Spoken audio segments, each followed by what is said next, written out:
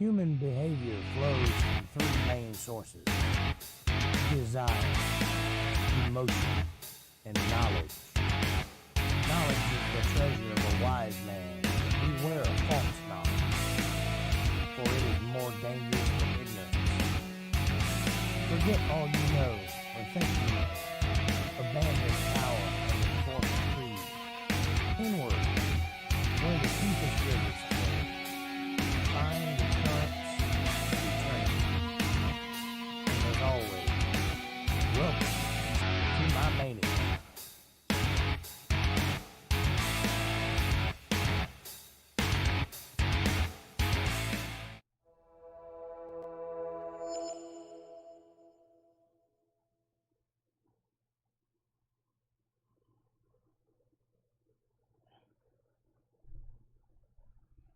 Hello, what's happening, world? This is Jake Johnson, and you're watching Untethered on Friday night. What's happening?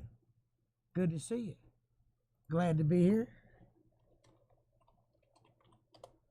Say hello to everyone. Can I get an amen? Or, a what's up? Or whatever. Trying to send a Facebook post and it doesn't want to cooperate with me for some reason. It just does not want to send that message. And I don't know why. Hey, Darlene, what's happening? Great Sky Troll. You hear nothing. Nothing at all? Can you not hear me? Do we not have audio? Hello, hello, hello.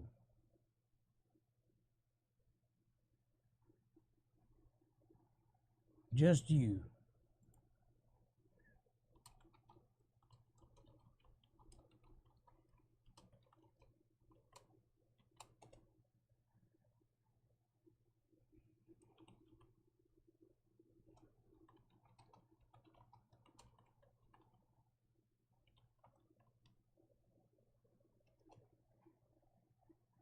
Nothing new around here. I hear you. Okay. All right. You heard the intro music, but you can't hear my vocals. You heard the music, but you can't hear my mouth. Hang on.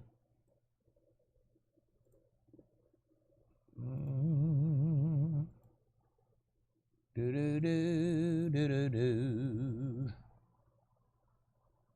Still can't hear anything?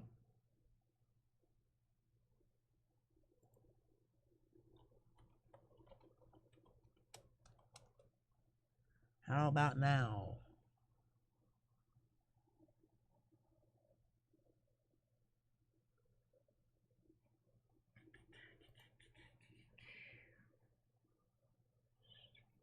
Audio.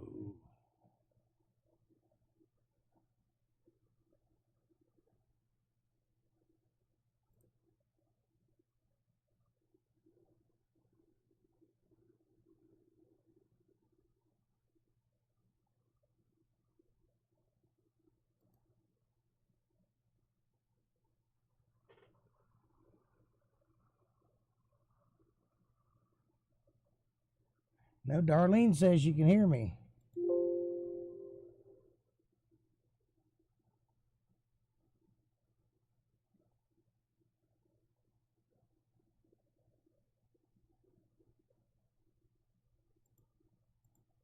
Darlene, can you hear me? Yes, Darlene hears me. So it must be you.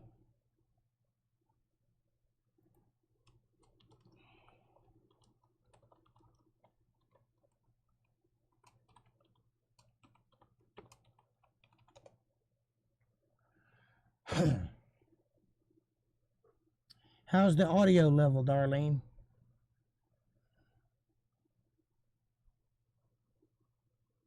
Am I too loud? Am I not loud enough? I'm working with a new microphone here.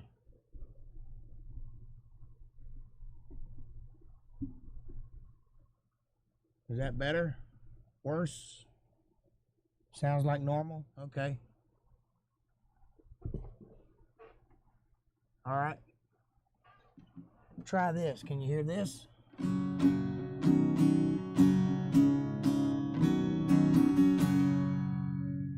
Is the guitar too loud? Or not loud enough?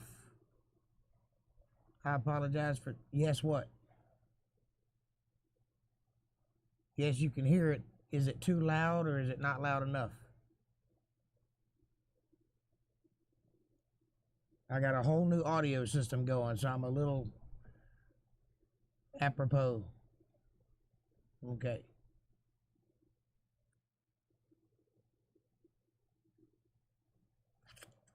Sounds just right. Okay. It's in mono. Well, yes, it's in mono. I don't know any other way to do it. Wait a minute.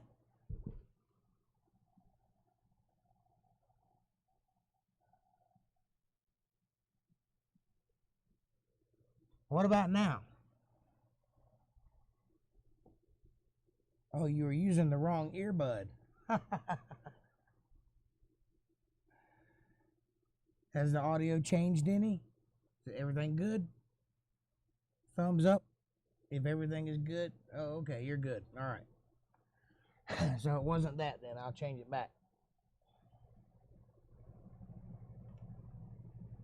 I'm working with a lapel microphone and a new condenser microphone. So we should be able to have good audio of some fashion. Only thing is now it's in my line of sight. I can't see anything. All right. Sweet. Hey, April, what's happening? Got some new audio going on. Just getting the bugs worked out, getting the kinks out.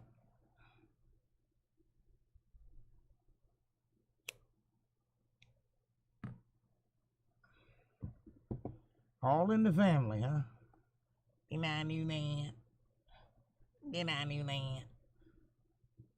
Beautiful. Watch this. Hey,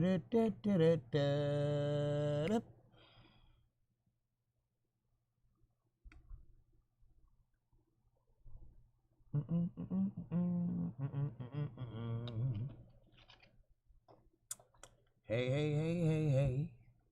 Well, it's Friday, and it's a wonderful day to be alive.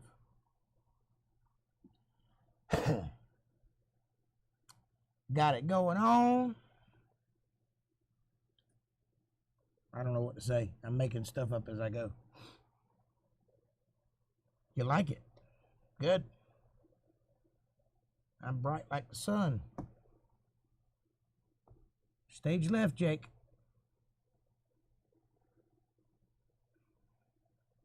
Hey, there's somebody on my beach. Look at that. Ba-da-ba-da-ba, ba-da-ba-da.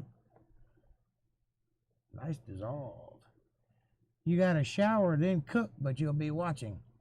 Well, I didn't want to know that you'd be watching me naked, but it's kind of kinky. I'll take it. Upon further review, I'll take it.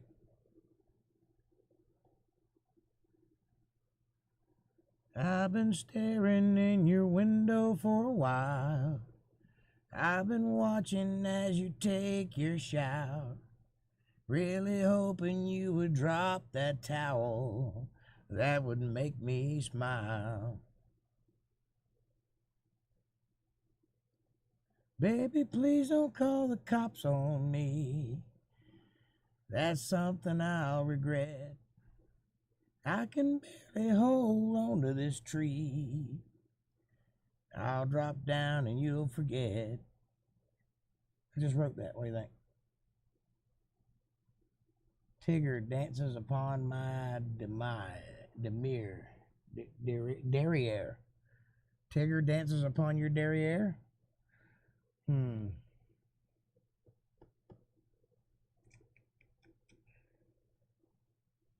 Weird is good.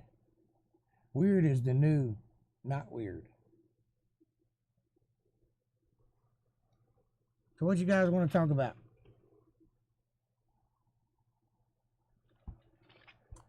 I am available.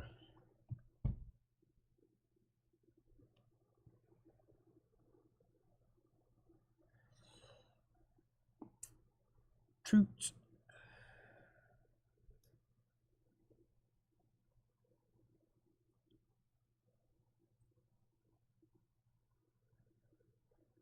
Truths. Roses are iridescent. The sky is black. I'm not much of a poet. Take that back.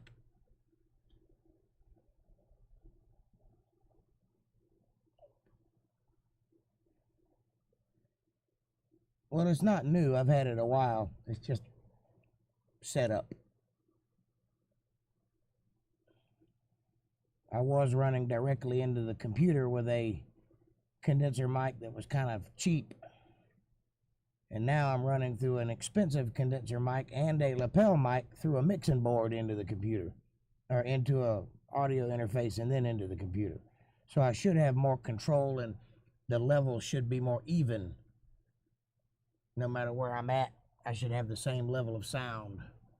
And the guitar should be even with my vocals rather than below it.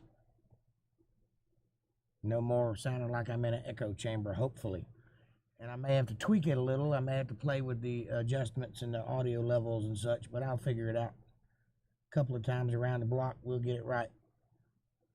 The problem I'm having is that I can't hear it because I don't have a way to monitor it back.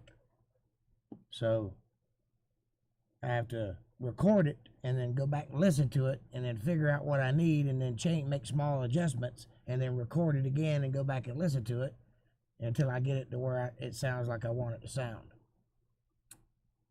You think you hear my hair growing? It's possible. It is kind of noisy. 2020 is like the Georgia Guidestones screwed Agenda 21 and aborted itself. Yeah. Kind of, sort of. No, I don't have a monitor. I'm poor. This is a ramshackle operation.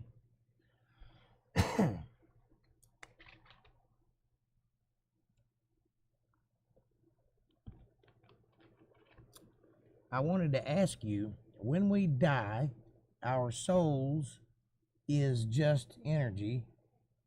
Question mark, soul. I mean, I don't know. I suppose nobody knows. Well, somebody knows, it's just not us. That's confidence. Shut up, Jake.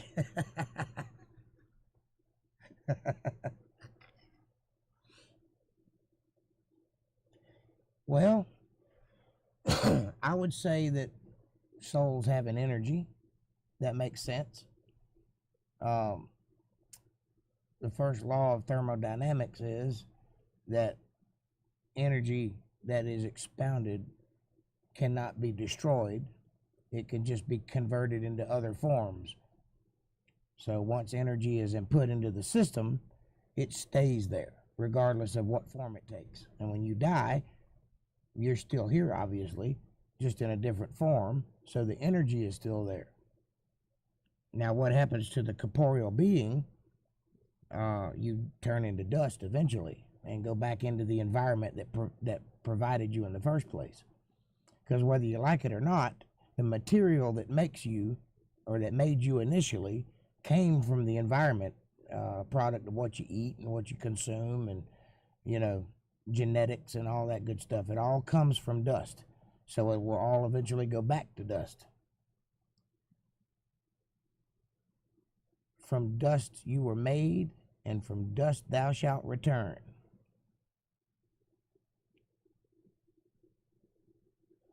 That answer your question? Now, the tricky part of that is, where is that energy? there is no physical way to measure it.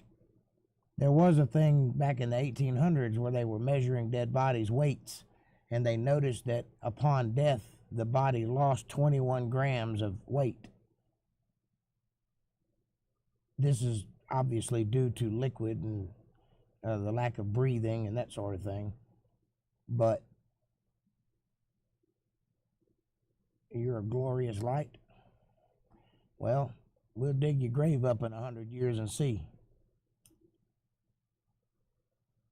That's just our bodies, a shell, yes. The Bible describes it as a clay pot or a vessel. And when the clay pot breaks, the contents goes back to the Father who gave it. So that's the only way I know to understand it, although you can't take somebody's soul out and look at it or put it in a jar. So I'm not exactly sure how that works, and I won't know till I can ask the man who made them. So yes, also the body releases bowels when it dies sometimes, not always.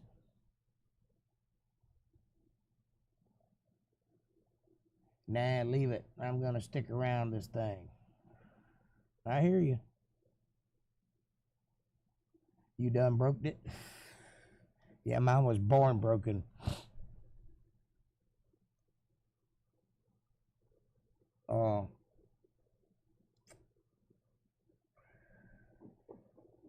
I would assume that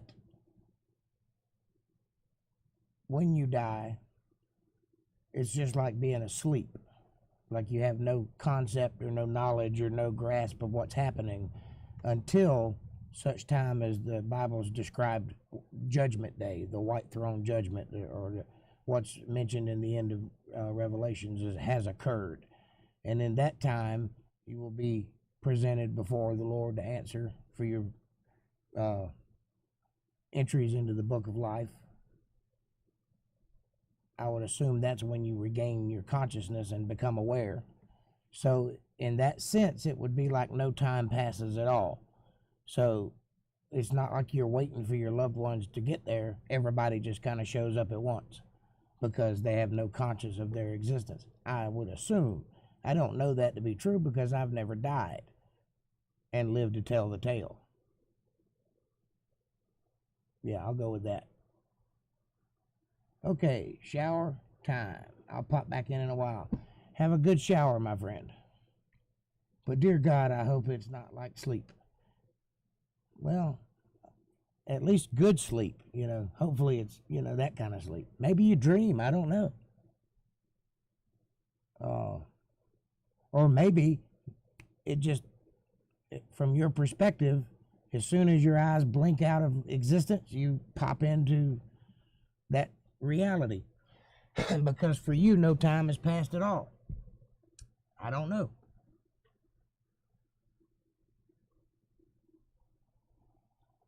Your nightmares are likely due to your diet. You ought to try doing something strange like eating pickles before bedtime and see if it alters it.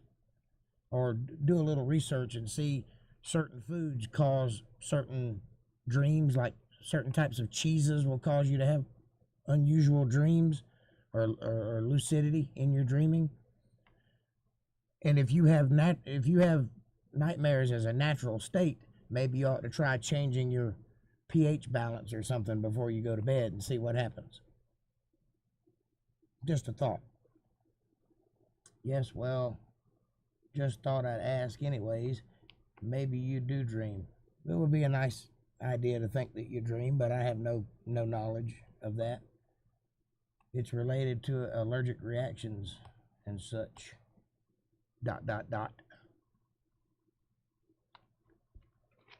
Please do ask. Like I said before, I'm a multifaceted rapier. I need to be pointed to work. So I'm not creative on my own. I need inspiration. I need input. So please, if you have any questions, ask away and I'll be doing my damnedest to answer them. 2, lucid dream a lot. You see, I can't lucid dream. I don't have lucid dreams. I'm aware of what they are, and I know that people have them, but I don't. My dreams are just odd, and I usually wake up in an emotional state because of them. I guess you could say they're nightmares, but they're more emotional than they are scary. I've woke up crying, I've woke up fighting, I woke up screaming. I thrash a lot in my sleep. I assume it's because I don't relax ever. It can be terrifying because the random thoughts are suddenly extant. Yeah. Especially if you have a good imagination and you're one of those people that can think on many levels deep. Your dreams tend to blow your mind. I have woke up before questioning myself, not knowing what the question was, but just like pondering, confused, like what the hell was that all about, you know, and have to sit and think and gather myself. What's going on here? So whatever I was dreaming that I can't remember was pretty deep.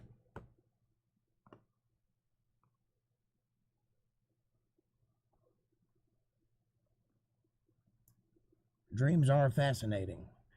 And there are a couple of kinds of dreams. Not all dreams are just dreams. At one point in time, and I don't know that it still occurs, but I know that it will occur again in the future at some point. But at one time, certain people could have prophetic dreams, dreams that had meaning. And if you could interpret that meaning, you could understand what was happening around you, because you understand that you have two minds. You have a conscious mind and a subconscious mind, and your subconscious mind never shuts off. It's always on. And that's how you process information. So a lot of times when you're asleep, your brain is figuring out things that you can't figure out while you're awake. That's why a lot of times you wake up with an idea, because your brain was working on it while you were sleeping. Or, you know, if you go to sleep listening to Spanish, you can easily develop the ability to speak Spanish without trying so hard, because you're learning it while you're asleep. Things like that. So dreams can be prophetic because you're actually figuring things out, making connections that you wouldn't make ordinarily because you weren't focused on that particular event or thing, or maybe you didn't even notice it, but your brain noticed it, because it records everything whether you see it or not. Everything that happens around you, your brain makes a copy of it. So at one point in time, people were in touch enough with their brains that they could have prophetic dreams, and it will happen again. I have had dreams that I felt like were prophetic, but had no way to prove it because I didn't believe in those things at that time, so I just let it slide away. But I've had other people tell me that they've had dreams of things, and then that thing happens. Well, it could either be because they're making connections that they're not aware they're making in their sleep, or they're being given insight or discernment, which is one of the 7 gifts that God gives, which is an interesting study. If you ever want to get blown away, look into the gifts that some people are given. Not all people, but some people. What do you think about that, April?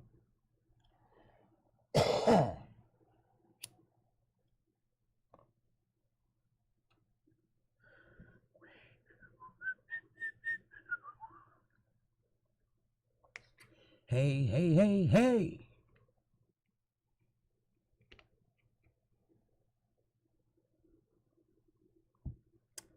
I have a cousin who says to me that he can lucid dream on purpose.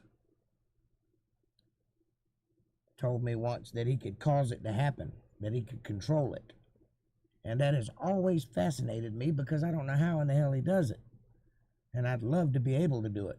I've tried all kinds of breathing and exercises and meditations and things like that. I just don't have lucid dreams. Then my dreams, I hope, are full of shit. They could be, or they could be real. Don't know.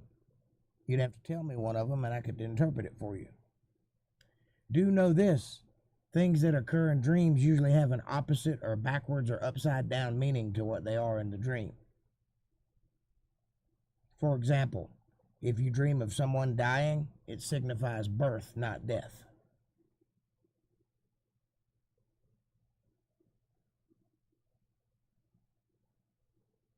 or more specifically, life, not death. Or things will take on significant meanings, like you may dream of iron, and that would be significant for strength. You see what I'm saying? Or you may dream of clay underneath iron, and that would be significant for a strong thing but a weak foundation. It depends on how you think. How you think determines what you dream. If you put things together in that sort of way, if you're looking at things contextually, then you may dream in a different way. Most people these days look at things metaphysically. They look at things on the surface. They don't put a lot of thought into what's going on around them, because that's the way our culture is designed to think. But not everyone thinks that way. One of the reasons you think I'm weird is because I don't think like you do. Is because I put things together in a way that most people don't. I see things that most people don't. By the same token, I miss a lot of things that everyone else seems to see easily. Simple things. I may walk by the trash can 1,000 times and not take out the trash. Not because I'm lazy, but because I didn't notice it.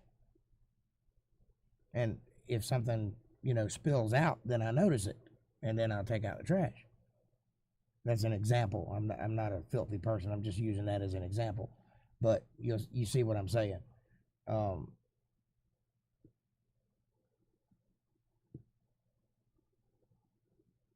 I don't read street signs. That's a thing. When I get in my car to go somewhere, I have like a GPS map that pops up in my mind, and I map out the direction and the routes to get there and decide which route I'm going to take, and I take it, and I go that way every time. I even change lanes at the same place on the same road every time that I go down that road. I drive the same speed every time. I'm kind of OCD like that. April, I wired. What is up, Jake? The sky, Kevin. Helicopters. Me, occasionally. But not so much these days. How are you? We're talking about dreaming and thinking.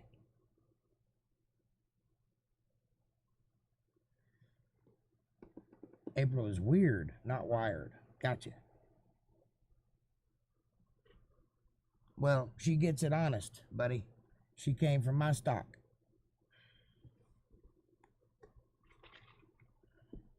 And it came from somewhere.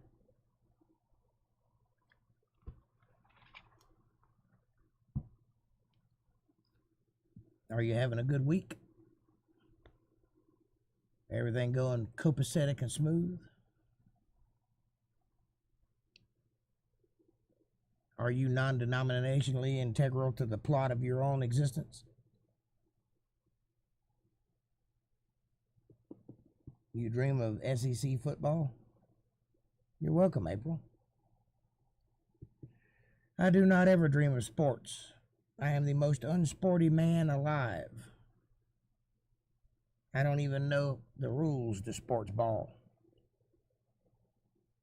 Go Dogs! I know that.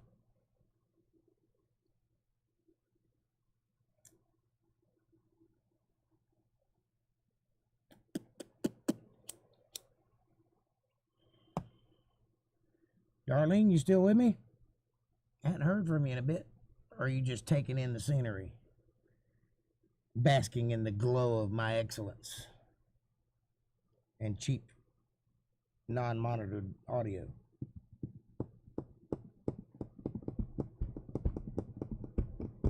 Good. Glad to hear it. Y'all don't mind me, I'm gonna take a tums. Wow.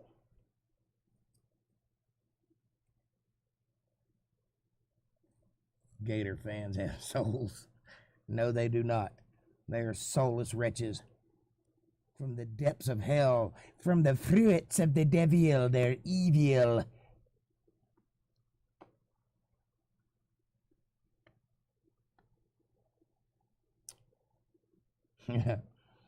So sleepy you're taking turns? Damn.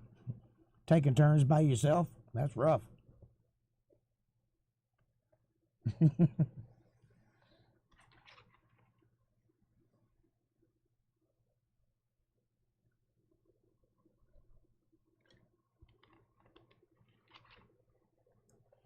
Oh, you're taking Tums too. I didn't see how bad my vision is. I thought that said turns. I'm taking turns. I'm so sleepy, I'm taking turns. That's what I thought you said.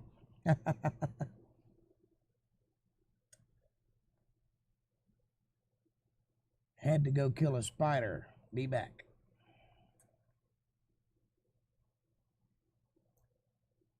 Why you got to make it racial? I got to be a racist. It's just a spider. It's not privileged like you are.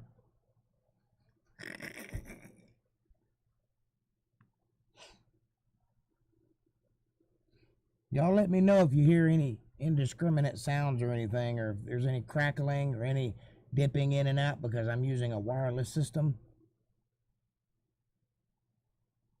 Last night, April and I were having dinner, and at least 7 military planes flew out of the Lakeland airport. Is something up? Are you certain they were military? Could have been a training exercise. It could have been Trump mobilizing his units, because we are in a position where a lot of threats are being thrown around in Washington right now. And it is very possible that very soon something will be up, and it is a very real possibility that we're on the cusp of civil war. But I don't think they'd be coming from Lakeland if something was up, considering that all the bad things are happening in cities up north and out west. They would probably be coming from Arizona if they were something really up. But that's just my guess. I would say more than likely it was a training exercise, being that there were only 7 of them. Also, the very real possibility that they may have just been moving the airplanes from one place to another, which happens.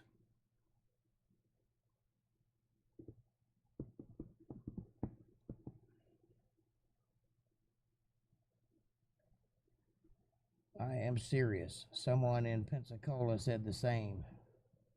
Well, trust me, there are things going on that should not be going on, and things have gone too far.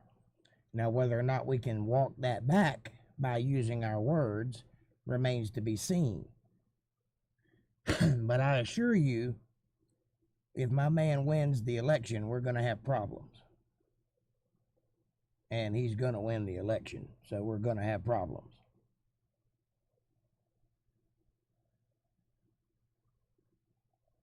Kevin, my love, I'm coming. Oh, out. I'm coming out. Whew. That was almost sexual.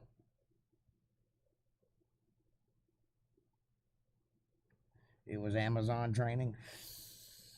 Could have been. I think they use drones, though.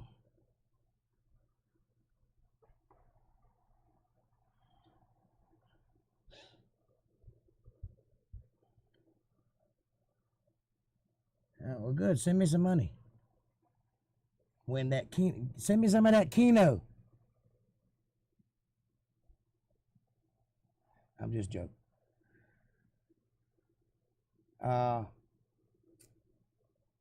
Beware of casinos. The house always wins.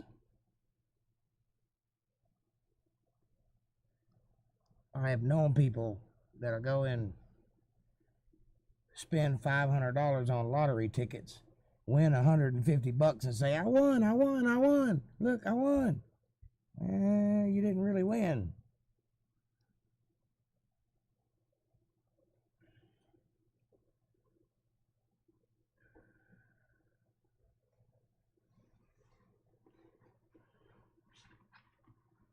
Is gambling at the casino a sin? No, but it's kind of dumb.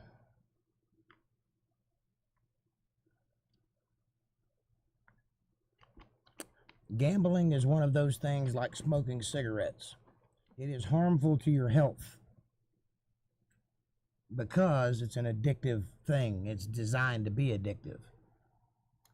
And it can cause you to lose your house if you're not careful. If you're an addictive person and you have impulse issues or low inhibitions, you could very easily fall into a trap. There are some people that can gamble just fine, and if you've got the money and you're not spending your light bill on it, I say go for it. It's not a sin. You're not going to go to hell for gambling. You might be broke, but you're not going to go to hell for it. You might lose your house, but you'll pay for it here, not there. There is no commandment that says thou shalt not gamble.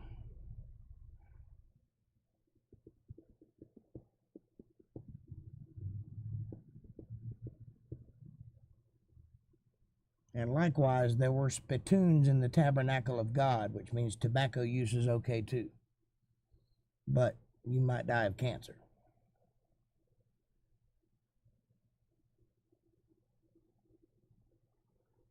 Never heard a preacher say that before, have you?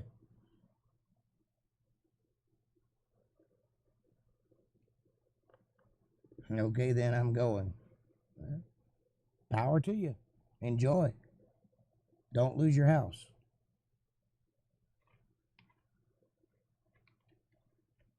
Know when to walk away. You got to know when to hold 'em. Know when to fold 'em.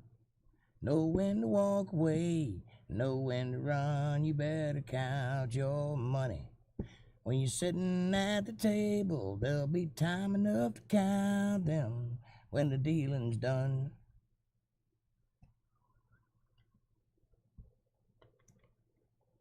Well, that's awful nice of you. I'll take it wherever I can get it. How about that? I work hard for you. You ain't got to worry about that. I'm entertaining as shit. Better than any cable. Better than any news broadcast, because I'll tell you the truth. And you can handle the truth. I'm surprised none of you ever asked me if there were such thing as aliens.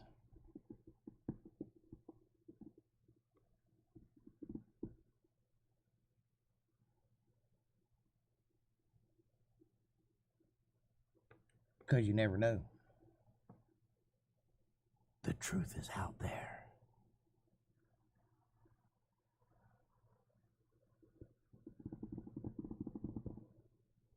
Coincidentally, it's in here too.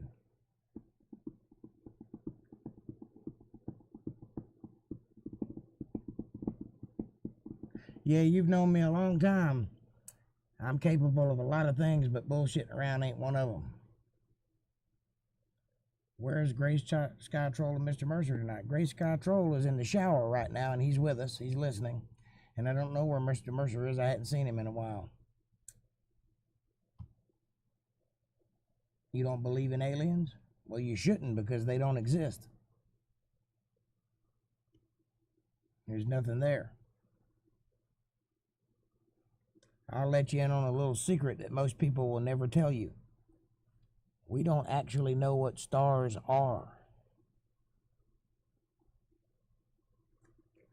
There has been an assumption for a very long time that our sun is a star, but there's no actual evidence of that. You have no idea what those things are.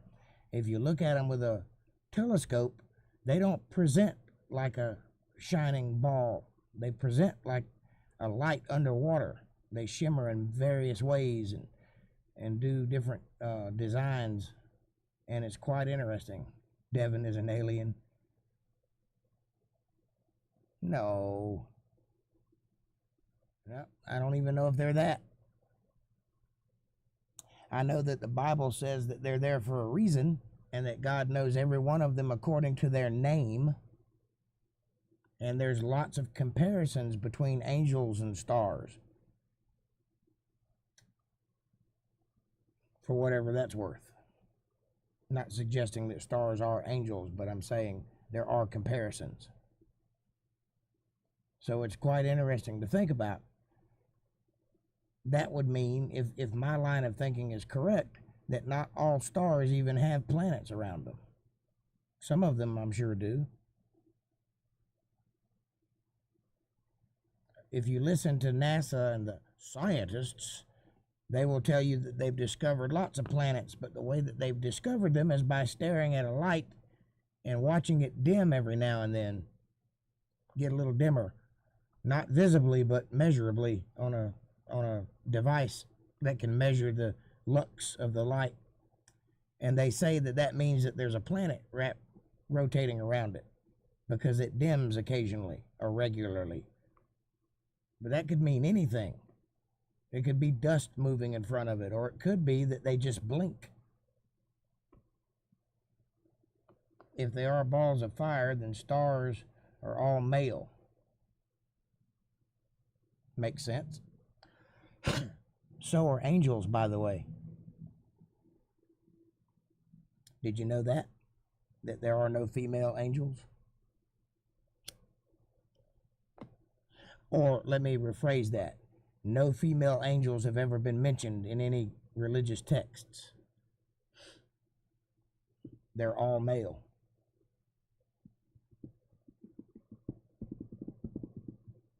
Yep. And they don't have wings either. There is an angel that does have wings, but the typical angel does not. There is an angel that has 6 wings. It's a type of angel. And I believe it's the seraphim. Don't hold me to that. I might be wrong on that. Maybe something else. But I believe it's the seraphim angel. Trust me, Jake. April calling me a dork is an upgrade to what she usually calls me.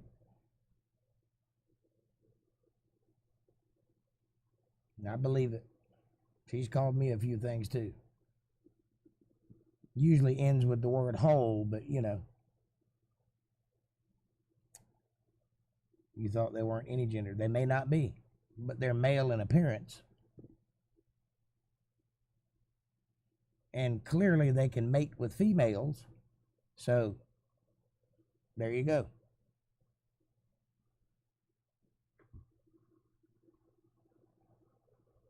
I would say that they are male, but they're made of a different substance than we're made of.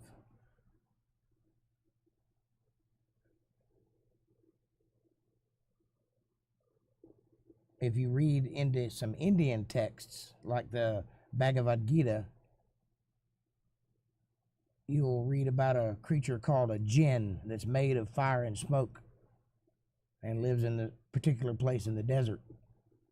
I believe that they're referring to the same thing that we're referring to when we talk about angels.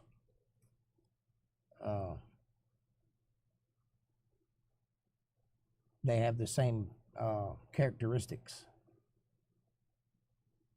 They all have male names, yes, and they all have male genitals. Because remember, when they came to Mount Hermon, when they left their estate and came to Earth, they left their original habitation and came to Earth. The very next thing they did was found women that they found fair, and they mated with them, and they had babies.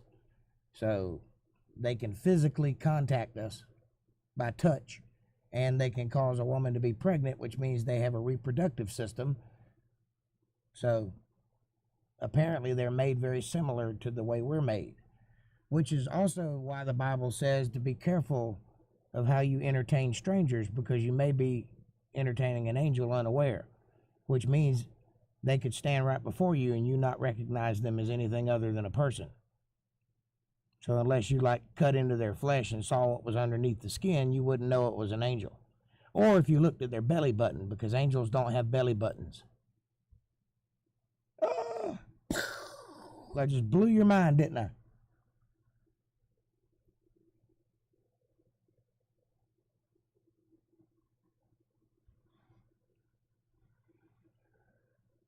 I bet you didn't know that angels didn't have belly buttons.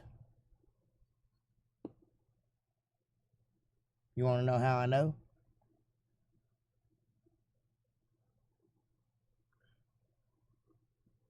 I'll give you a hint. It's the same reason I know why the chicken crossed the road.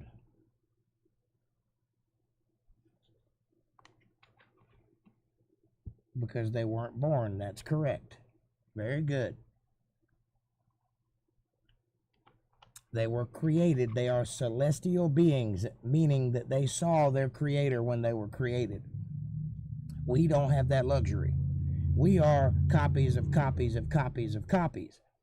They were created in the moment, and they saw their creator. Adam saw his creator, but he's the only man that did. I mean, while being created. There were two other men, or three other men, if you count Jesus, that actually saw the Father with their eyes. But that's it. What about the chicken, though? It involves Bill Clinton. Do you really want to know? No. The chicken crossed the road to get to the other side.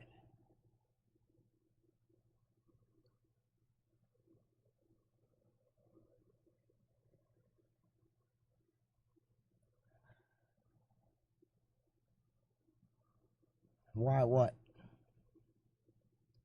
I can't read your mind. You have to spell it out.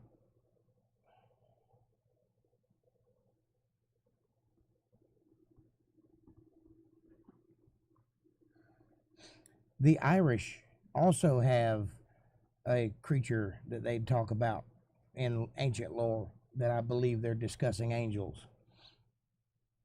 I'm not very well versed on it, and I can't really remember the details of it, but you can look back and read some of the ancient Irish lore back before Jesus' time, and you will find certain entities that are mentioned, and I believe they are of the angel group that came down, which was about 200 of them.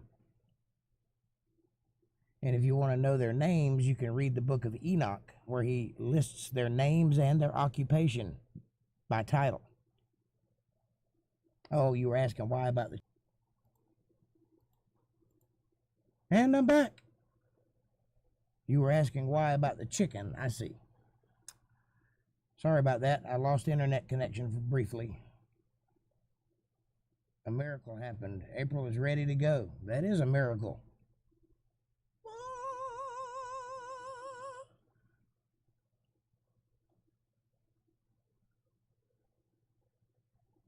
Well, listen, y'all have a good time and win me some money.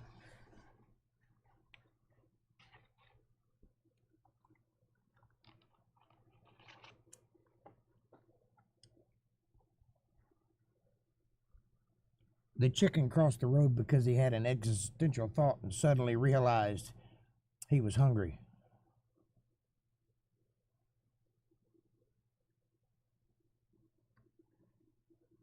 You should read the book Hitchhiker's Guide to the Galaxy. That'll give you some serious insight into the thoughts of animals. However, briefly.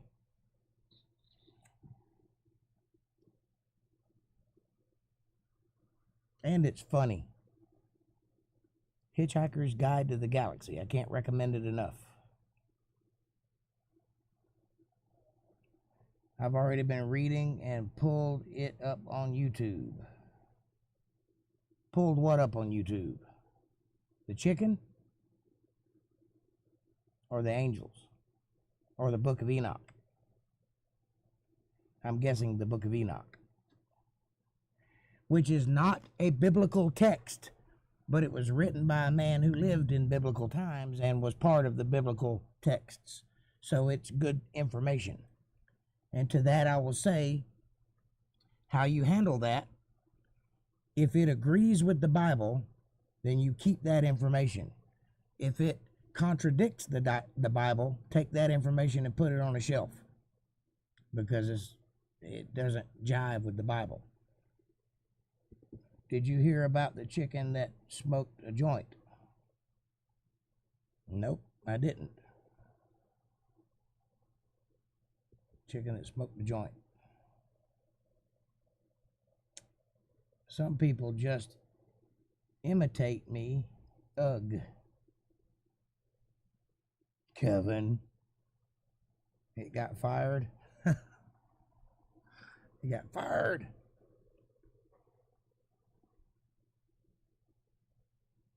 Oh, it got fried.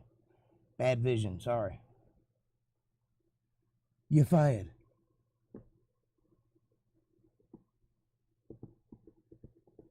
I knew it had to be something like that.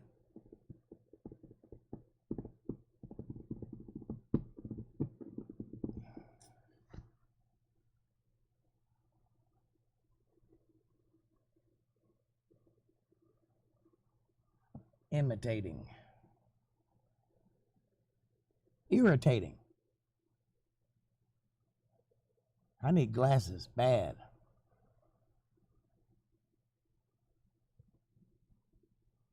Says the guy who's wearing glasses. Still can't see. It's not my fault they make the text so tiny I can barely see it. I have to read my Bible with a magnifying glass.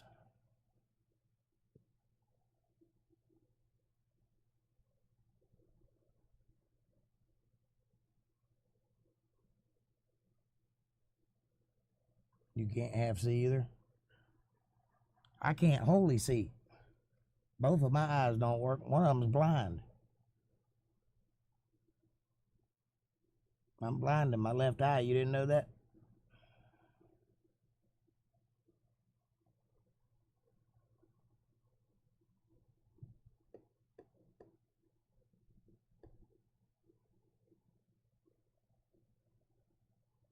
And now you know. And knowing is half the battle.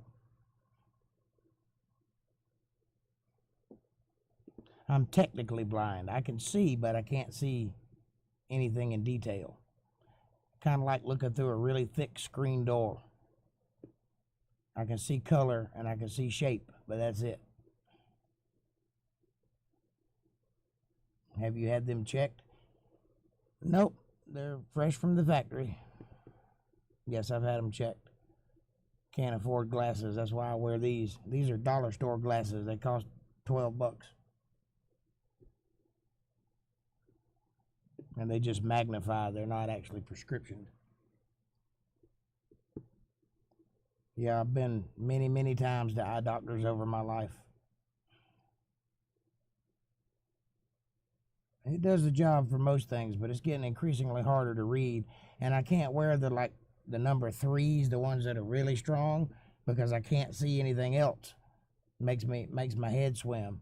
I'd be able to read, but that's it. And binoculars? You mean bifocals? I can see a face, but not the eyes or the nose. Huh. That's odd. It may be hereditary then.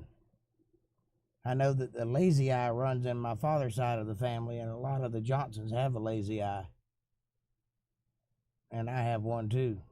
But my lazy eye was caused mostly because I jumped out of a tree and landed on my head. I've had 3 major head injuries in my life. One of them made my eye turn in. Have you had a stroke, Darlene? Like a little one? Like Mama had?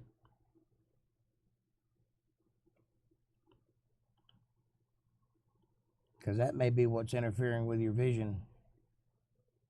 Oh, you have macular degeneration? I think I do too, because I can see a noticeable difference in my vision over the last 10 years. Like 10 years ago, I could read street signs, and now I can't. I have to be right on them before I can tell what they say. 10 years ago, I could look at my phone and see what was on it, and now I have to really focus on it to see what it says, or magnify it.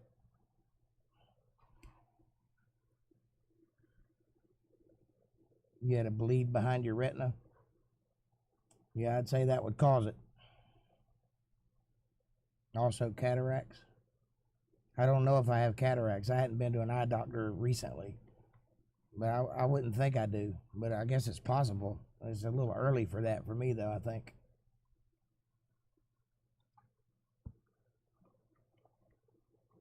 But you can have cataracts removed.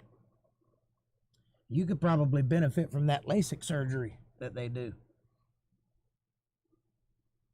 You have to have shots in your eye for a year? Wow. That's horrible. I would not want nobody sticking a needle in my eye. Was that for the bleed? Were they drawing it off, or were they putting something in? They say that they're not ready to remove them yet, but they are thinking about it, though.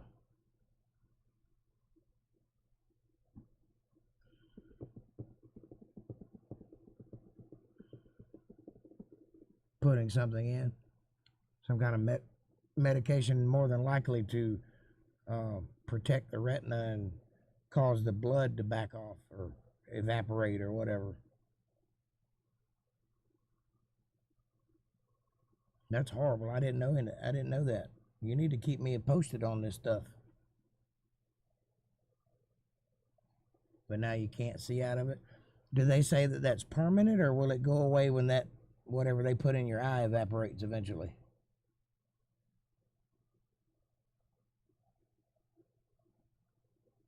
So you may be able to regain some of your vision.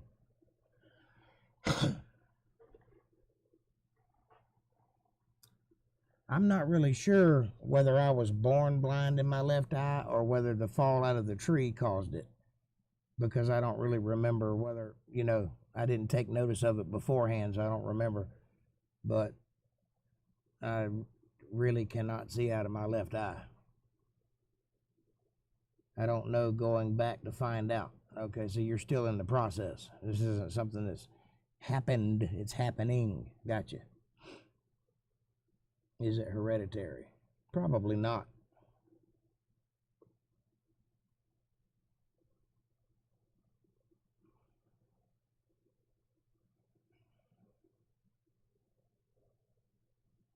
I stand corrected.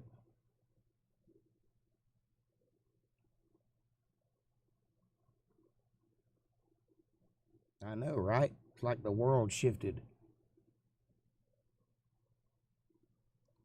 I may have been wrong once, but you can't prove it.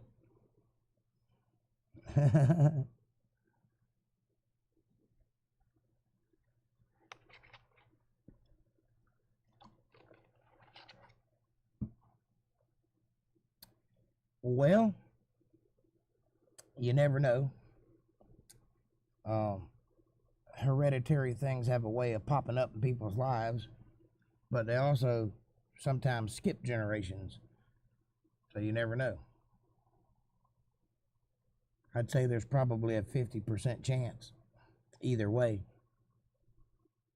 Like that disease, Huntington's or Parkinson's. If you have that in your DNA, there's a 50% chance of you getting it, especially concerning Huntington's. But there's also a 50% chance that you won't get it. The only way to know is to get tested.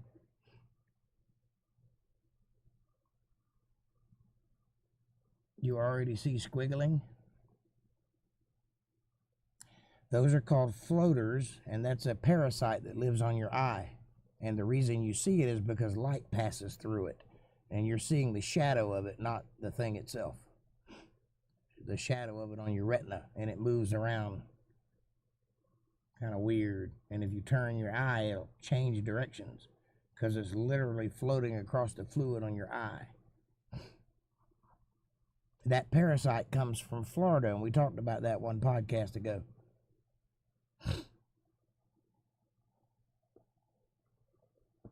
If you start seeing squiggly things or double vision, better get checked. Yep, it's a good idea. And I think that they make an eye drop that'll get rid of that parasite. But I think most people have it too. I have it. I see the squiggly things.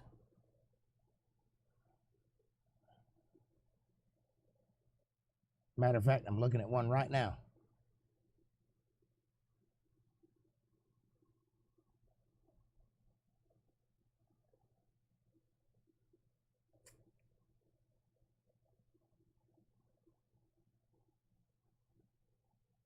So, are you guys happy with the audio? You like what you're hearing?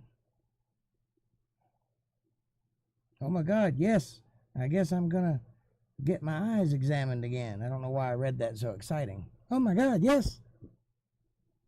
Oh my God, yes, I'm gonna get my eyes examined again. Well, y'all need to get to the eye doctor. Nah. I like my parasites. They keep me company. Good, I'm glad it sounds good.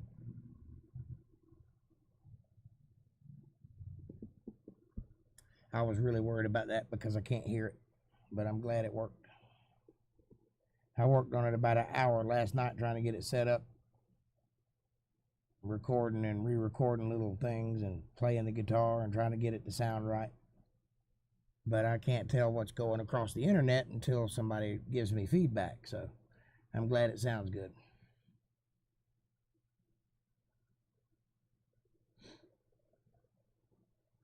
No more like ugh. It's not exciting going to any doctors. Right you are, Shaggy.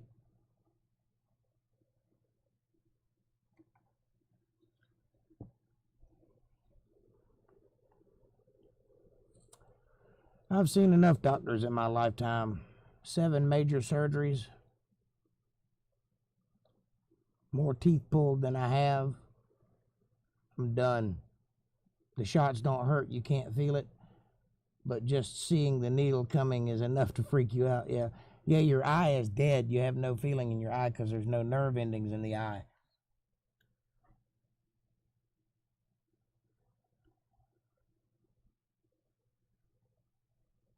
Oh my goodness. I can't take the needle coming anywhere near me.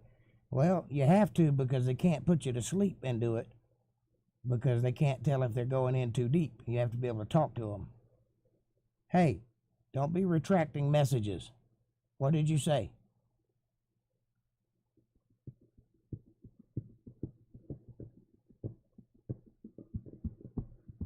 Or was that YouTube censoring you?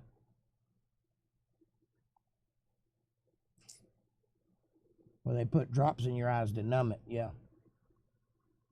I would imagine it would take some kind of willpower to let them do that, though. I'd be punching somebody in the eye if they got too close to me with a needle. Yeah.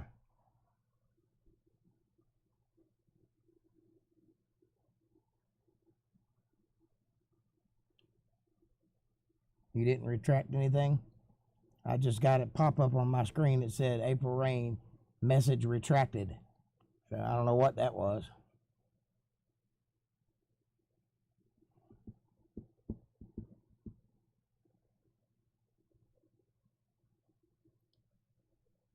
I don't know why it did it either. I was curious though, because I've seen that before.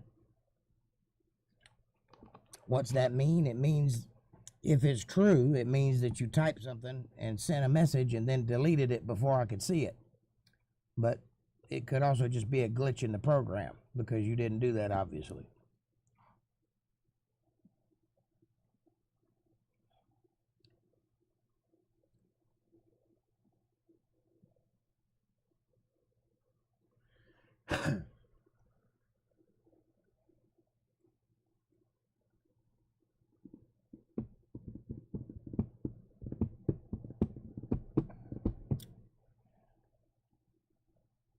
YouTube is a fickle bitch, and it's not very fun dealing with the new rules that they don't inform you of. They change the rules, but they don't tell you what the rules are, so you just have to break them and then get in trouble for it. I think every single video that I've done that has me singing on it has a copyright strike. Every single one of them. I can either contest them, but if I contest them, then I run the risk of losing my channel, because if they decide they win, which it's their right to do, to decide that I've infringed on their copyright, they can take me to court. But in doing so, if I contest the copyright claim, they can delete my channel and all of my hard work. So I can't take that risk. Or they can make those videos unavailable, or they could put commercials on them and send the money to whoever owns the copyrights. I won't get anything out of it though. Copyright strike means that someone in an office that works for a company such as Universal Music Group has seen my video and flagged it because of the contents, such as me playing somebody else's song, which technically is not copyright infringement because there's a thing called fair use. And because it's my own version of the song, I've altered the song for my own version. And because I'm not charging for that song, I'm not selling it or making any money off of it, and because I critique it and talk about it by taking requests and discussing the song, or because I show my hands while playing to aid in teaching someone else to play that song, I fall under fair use, which means if we went to court, I would win, but I still lose my channel. So they're not likely to take me to court. It has happened, but it's not very likely, because how could you prove that I was trying to infringe their copyright when you can clearly see that I'm not? And I also give credit to the authors and all that stuff.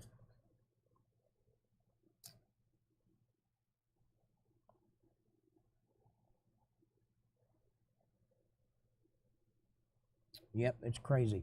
And it didn't used to be that way, but when they caught wind that they could make a little more money, they started doing that. The whole goal is for the record companies to make as much money as possible, regardless of whether or not they infringe on my rights to be heard or to play music.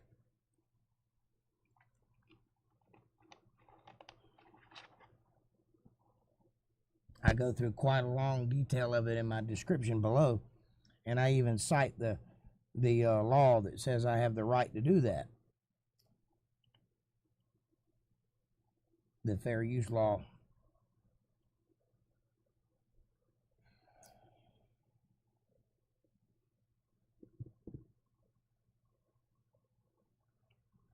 Section 17 of Article such and such, paragraph B.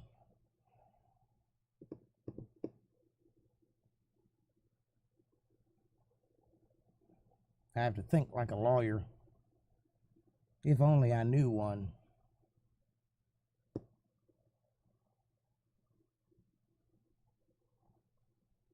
They sure make it hard to make a living these days. They certainly do. And anything, and also there's certain topics that I can't talk about either, and I don't know which ones they are until I talk about them and somebody complains. I do know that it's political, and chances are if it's against the left, then I shouldn't be talking about it because it'll cause me problems. But you know me, and I'm very outspoken. So I have had videos removed. April, you watched a video of mine that was about a hurricane not too long ago, right? Well, shortly after that, I did a Christmas special, and Darlene, I believe you saw it. I believe you were there when I put the Christmas special out a couple years back. Well, they removed that video because it had a Christmas song in it. A Christmas song.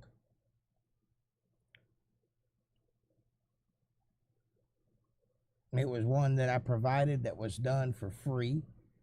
Credit was given to the artist.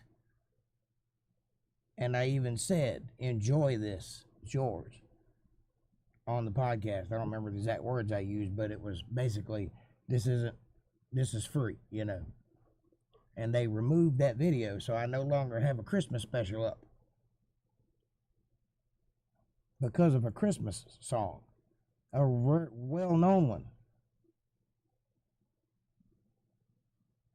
You know, the kind that carolers sing.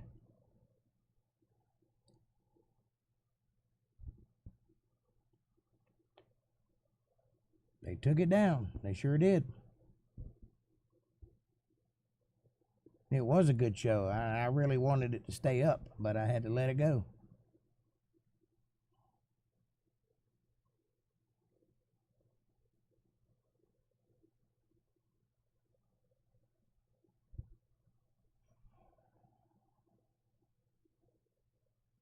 Well, I am a songwriter. That's my profession. I'm a singer-songwriter, entertainer, and, orator, public personality. Do I have it recorded or anything anywhere else?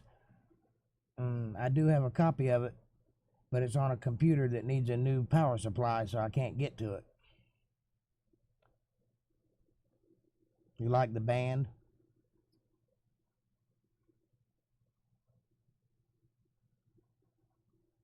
Well, that was technically not my band. That was only part of my band. Me and my drummer. The other two were just there.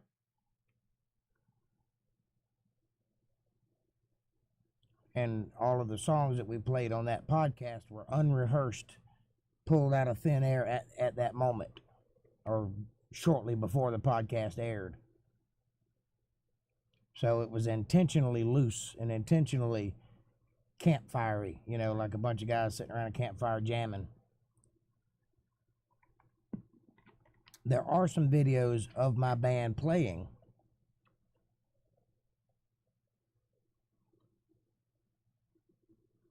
Most of it is rehearsing, though.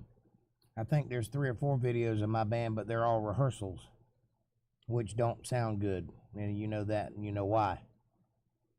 Oh my God, these people out here driving are crazy.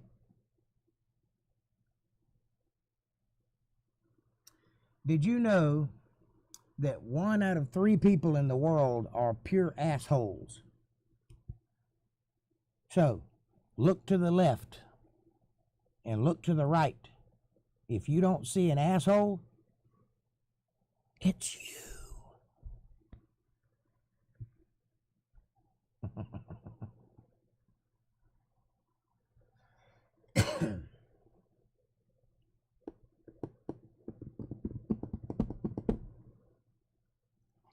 I tell you what, though, I am going to make this thing work one way or another. The problem that I'm having at the moment is advertising. I need to get the word out. Nobody can watch a show that they don't know exists. I'm averaging about 15 views per episode at this moment. 15 to 20. Up to 33 is the highest. So average 15 to 20. I think one episode had 36 views, and that was the highest number that I've gotten so far on this version of the podcast. The previous version with the whole band, the edited version, was presented a little differently. It started on Facebook and then was propagated to YouTube, and I was getting thousands of views per episode for that. So across 3 platforms. This is only on 1 platform, and I need to change that. I need to put it on more than 1 platform. Do I think now, as we're older, doesn't it seem time flies nowadays? I'm guessing you're driving, or you're really, really bad at English. Yes, and that's par for the course, because the older you get, the longer you live in the world, and the more you make connections to things like months. You start thinking about the weather and things like that. Then you start thinking about seasonal things, and you start thinking about paychecks on Friday. And the way your mind works actually looks at time as a milestone. Let's get to the next marker. Let's get to the next marker, which in turn causes time to move faster.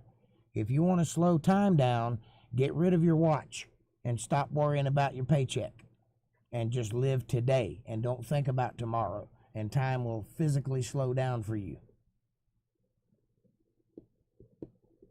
How can we, I missed something, hold on. How can we help? She better not be driving. How can we help what? Time slowing down? Take your watch off. Stop thinking about Friday or next month or the 13th or whatever your bills are due. Or, you know what I'm saying? Don't look ahead. Look in today only.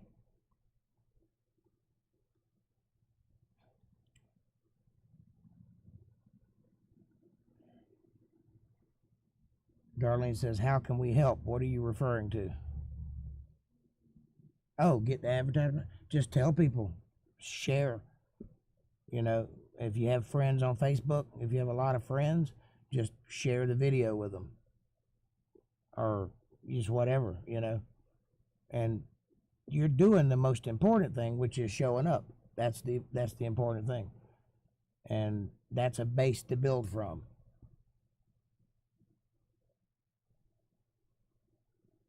And when this thing is going full steam ahead, you guys will be basically founding partners. I mean, you're right here at the very beginning, the very ground floor of it. And I'm trying to make it into a thing. So I'm not ever going to be as big as, say, like Joe Rogan or anybody like that. But there's no reason that we can't have a good following and have a good product and put out a good entertaining show 4 times a week. You're never in a hurry. Now, I don't mean being in a hurry. I mean just thinking about time ahead of you. Anytime you're living towards something, you're speeding time up. So if you're waiting for your paycheck on Friday, Friday is going to come faster. You see what I'm saying? You don't have but a couple of friends on Facebook, but I'll share it. Well, I understand that. And it's not on your shoulders to do that.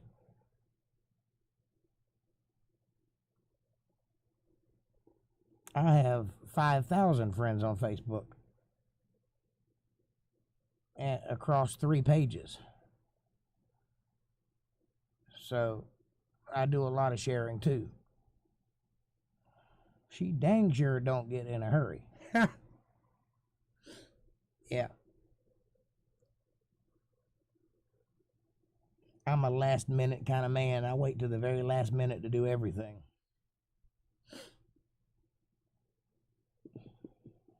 Come in right under the radar every time.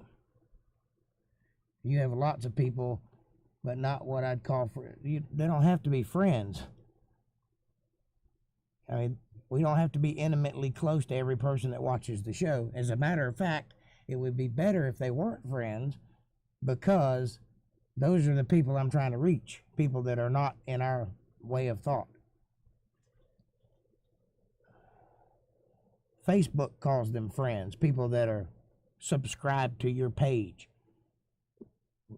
That doesn't mean that they're actually your friends. When I was punching a time card, yes, but I feel like as I get older, time flies by more. It does, and the reason it does is because of the way you think. You're looking ahead. You're planning things based on time. You understand what I'm saying? You get up in the morning, you got 5 o'clock. You're waiting for 5 o'clock. You work all day. Every day, well, first it's break time. And when you get to break time, now you're looking towards lunch. And you work till you get to lunch, and now you're looking towards the next break time. And then now you're looking towards 5 o'clock so you can get off.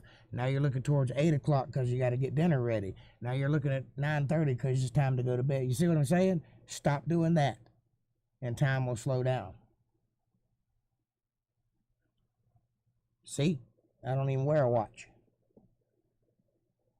because I put some thought into it. Okie dokie, Darlene says.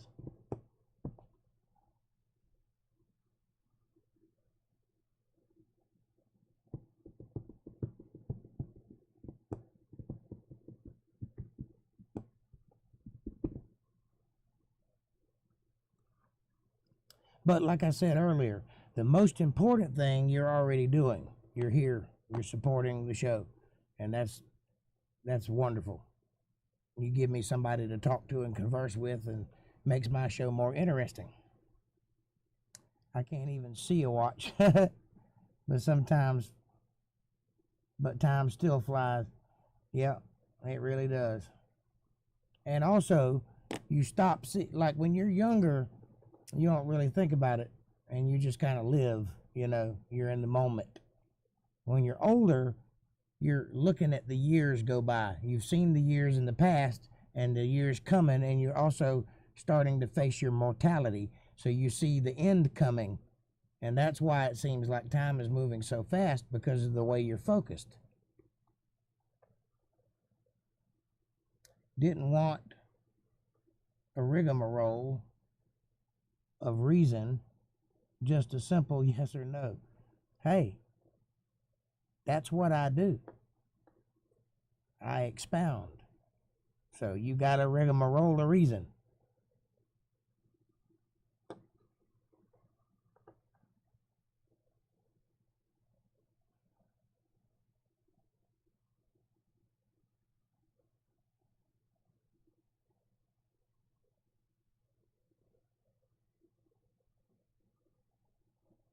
Be getting testy with me, young lady.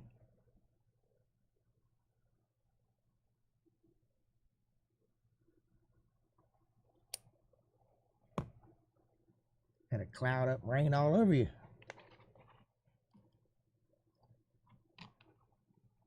I try to be here every time, but sometimes it's hard. Amen to that, me too. I have a lot going on at the same time you're coming on. Well, I'm grateful that you're here. And I'll keep coming if you'll keep coming. I know it sucks.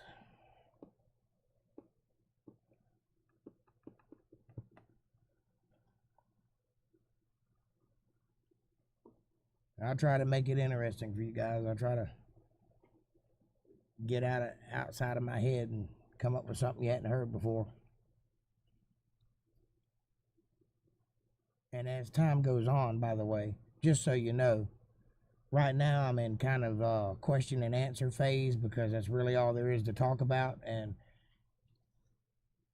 realistically speaking, knowing that there's going to be 5 people watching or 4 people watching does not inspire a lot of work. So as time goes on and as the clientele builds up, I will be delving deeper and deeper into the research aspect of it and putting out more directed shows. And at some point, I'm going to get to a place where I'll be picking a topic every show. And that topic I'll delve into and go deep, do a deep dive on that topic. But in order for me to be able to do that, it's going to require an enormous amount of time, and I have to be able to pay my bills. So it means I have to have the time to do it. So the people have to be there before I can start doing it, is what I'm saying. And I know you'll be here. If the good Lord's willing and the creek don't rise. And I'm grateful. And it means a lot to me that you support what I'm doing. You have no idea. I don't have that in my life right now, so you guys are the proxy for that. You are the replacement for my best friend, who has always had my back. So thank you for that.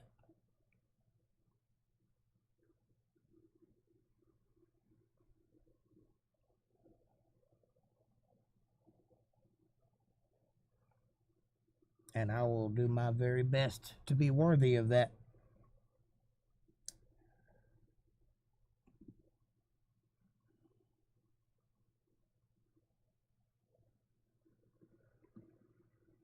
We made it to the casino. I thought we were on I-4, but it was really the Daytona Speedway.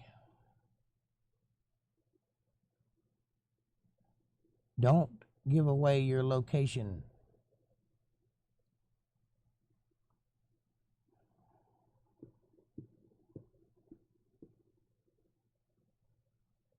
You better be mama. Well, who else is she gonna be? My nerves are shot out. Arg. As long as you sing Silver Wings every now and then, I'll be happy. I'll sing it every time you want me to sing it.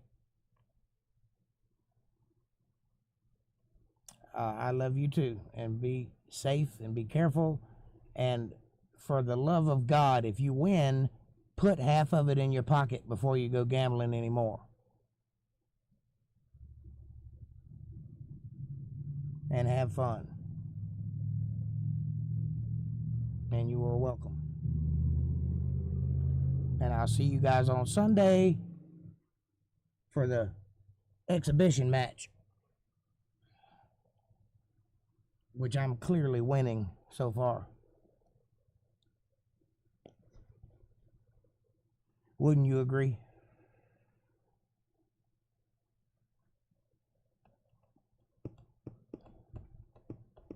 I reckon Gray Sky Troll is still listening.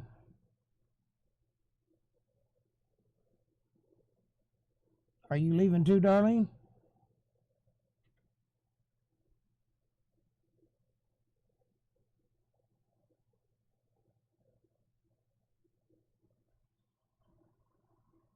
Well, I guess it is 10 o'clock, isn't it? I didn't realize it was that late. Okay. Was there anything in particular you want to talk about? Because it's 10 o'clock. I don't want to keep you too long. I want to keep it around an hour and a half.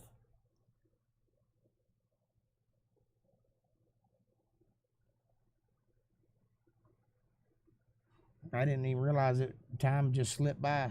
I didn't even realize it was 10 o'clock already.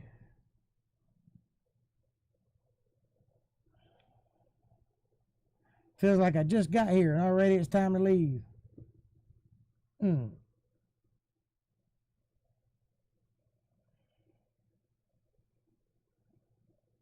Well, I'm glad the microphone thing worked out because I really did not like the way the other one sounded.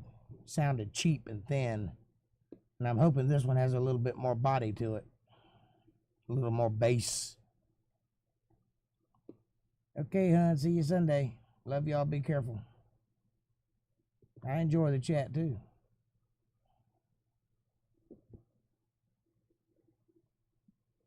Well, it's kind of hard to gamble in the parking lot.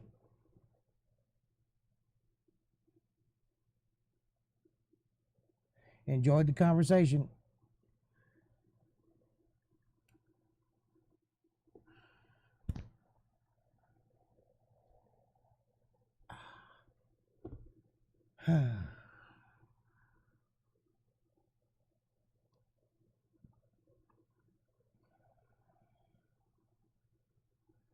I kind of like the idea of having two microphones on me too.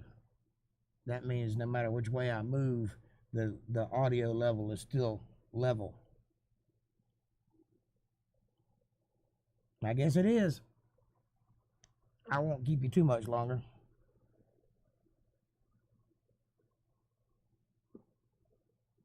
Just doing a little wrap up. See if there's anything else you want to talk about before we go. Any other thoughts? And by the way, this is your show as much as it is mine. So if you have any requests or ideas or thoughts to make it better, I'm all ears. Because the whole point of this is to make a show that people like. And I'm up for anything, doesn't matter. I can add a news segment if you want me to, which I don't really think is necessary because there's so much of that already out there. But if that's what anybody wants to hear, I'll be glad to do it. I need to practice reading anyway. Because believe it or not, reading and making it sound like you're talking is not an easy skill to acquire.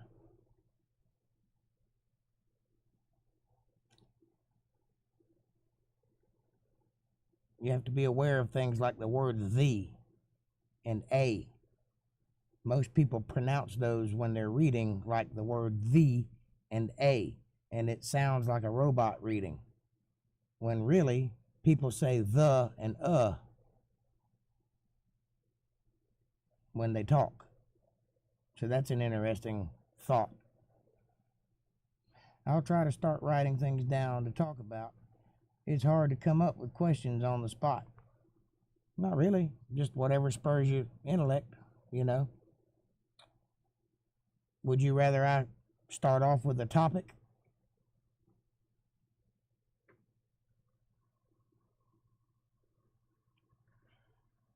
Questions just make the thing go by, you know. It's not necessary. I can ramble on for hours about anything, but it helps. I think it helps the relationship between the viewer and the host to have a dialogue. And that's something that TV shows don't traditionally have, so it's nice to have that ability. Usually about brain dead by the time you get on here. I hear you. I'm usually just starting to perk up. I don't even feel like a human being till the sun goes down. So That's just the way I'm wired. You're lucky I'm not doing it at 1 o'clock in the morning, because that's when I'm at my peak.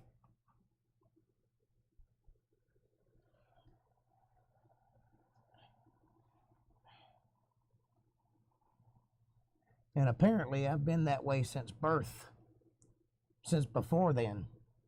Mom told me that I used to keep her up, kicking her all night long. Used to be that way too. Didn't come alive till dark. Yep. That's probably where I got it from. And my dad would say, you should get up in the morning and get a job. And I said, hey, did you read the Bible? He said, yeah. I said, you know that part where it says, and the evening and the morning were the first day? That means I'm right and you're wrong, so suck it.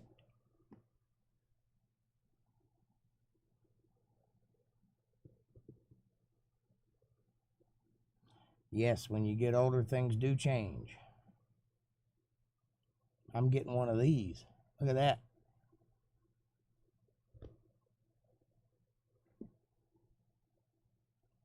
I'm becoming a turkey neck.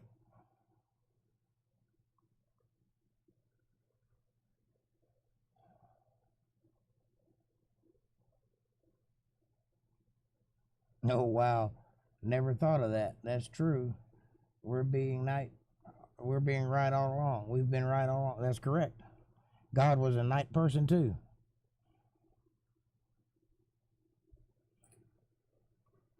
That means that the rest of the world is crazy and we're sane.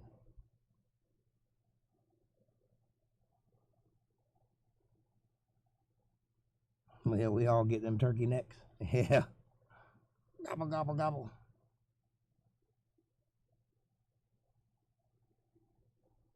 I'd be happy if I could just get a pair of glasses that didn't fall off of my face. Look at this. You know why that is? Because one of my ears is an inch lower than the other one. See it? Can you see the difference in height?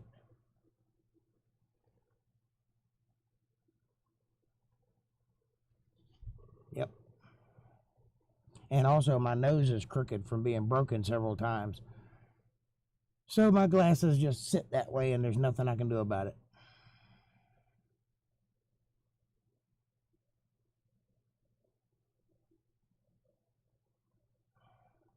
People say, your glasses are crooked. And I said, no, sir, my glasses are perfectly straight. My face is crooked.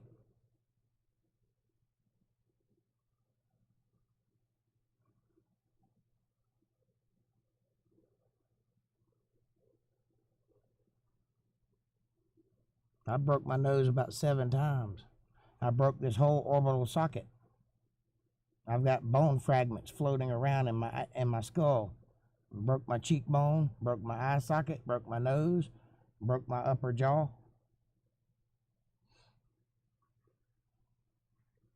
That was one fight.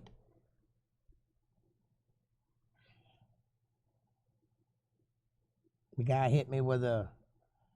Have you ever seen a grandfather clock? You know, the little things that hang down and have the weights on the bottom? It's like a piece of brass with concrete on the inside of it. That's what he was pounding me in the face with. You saw the pictures? Mm-hmm.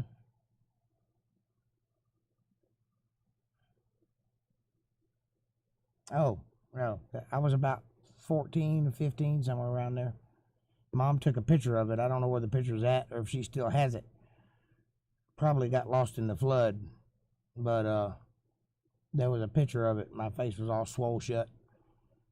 And what happened was I got on the bus and there was one seat in the back with the football players. And I walked back to the seat and I sat down. And when I did, the guy behind me reached under my arms and put me in like a half Nelson and pulled me back over the seat of the bus like this.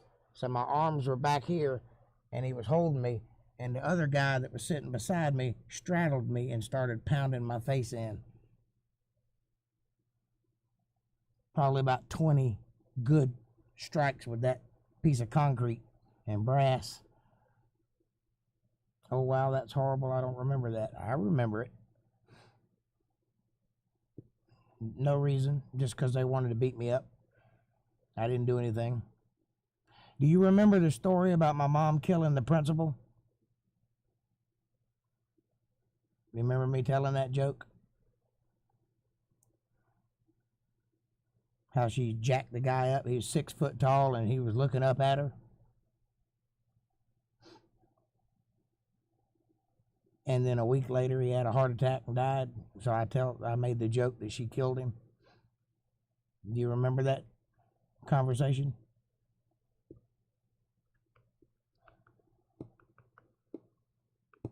And that's why. Yeah. What happened was she went to talk to him and he said, "Excuse me, ma'am," and he got nose to nose with me and started yelling at me and telling me how it was all my fault and I shouldn't have provoked them wholesome, innocent football players, because he was the football coach too. And he was yelling at me and cussing me, and my mom just grabbed him by the tie and snatched him across the desk, and they were both standing flat-footed, but he was looking up at her, and he's like 6'2" or something like that. And then she came back the next day to apologize to him, and when he saw her, he looked up and started scooting back in his chair, scared the hell out of him. And then a week later, or maybe 2 weeks later, he died of a heart attack. So I always teased her about killing my principal. She didn't actually kill him, but you know what I'm saying. Anyway, I thought for sure you had heard that joke because we told it several times, and she was quite proud of it, and I was proud of her for it. She sure did. She snatched him right across his desk. Grabbed him by the tie and wrapped her hand around it and snatched him across the desk for yelling at me like that. After I'd been pummeled. Don't mess with anybody she loves. That's right. So anyway, I carried that for a long time. Nice busted in face. And that was only one of several fights that I've been in my life.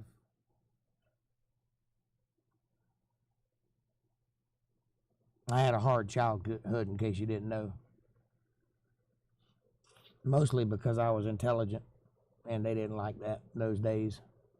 Which is really a thing that pisses me off, to realize that nerds have taken over the world, and now they're considered the cool guys. Because when I was growing up, it was the opposite.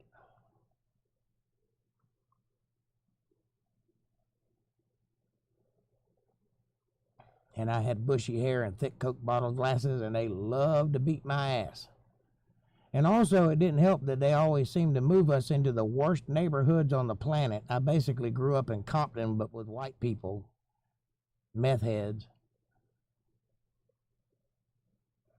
Some of the roughest neighborhoods.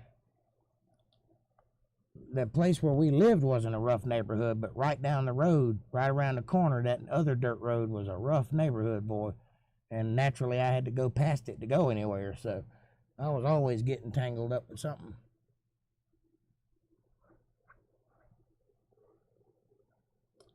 I'm sorry, I know you did, Jake. Yep, I sure did. But it made me strong, made me who I am.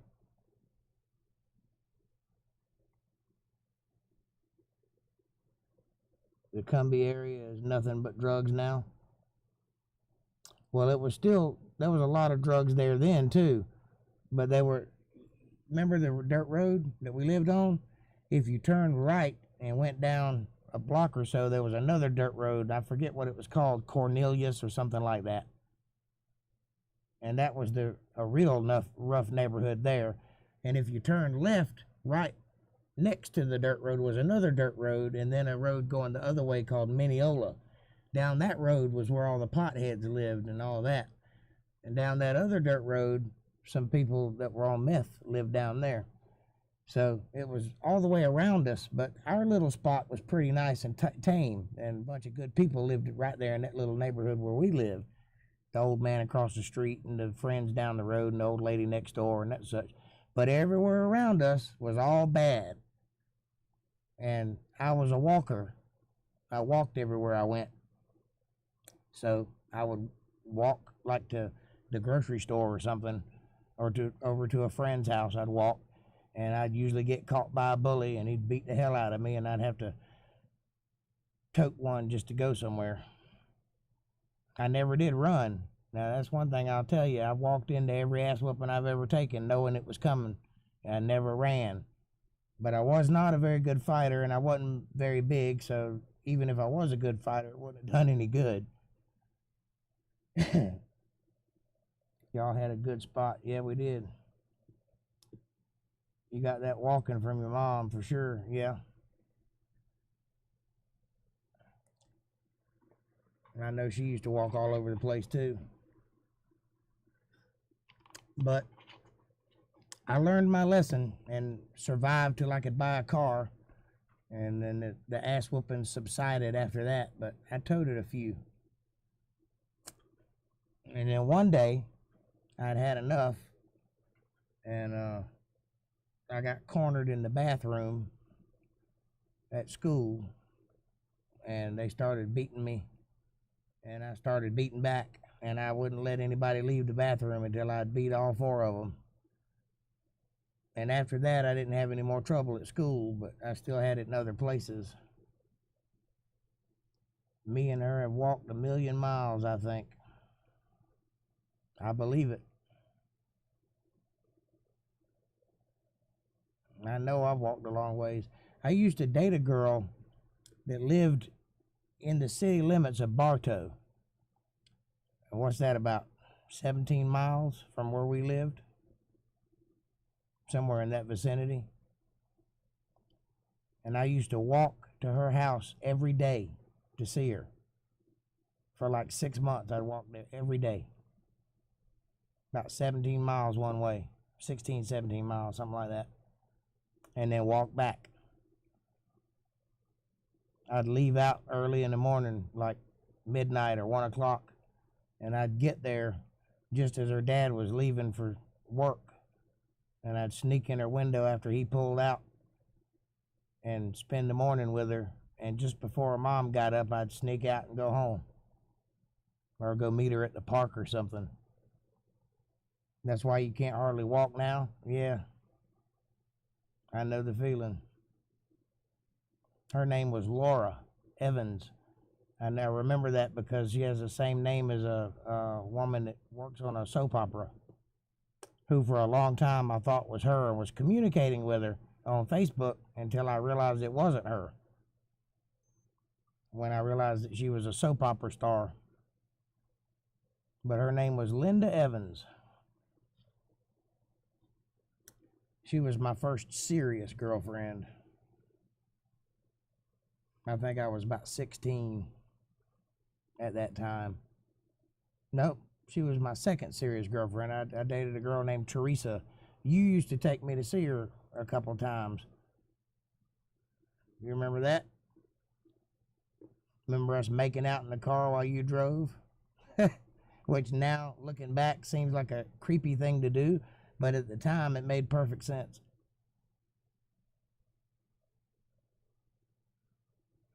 I don't know if you ever met Laura or not. We were pretty serious for about 3 years, I think. 2 or 3 years.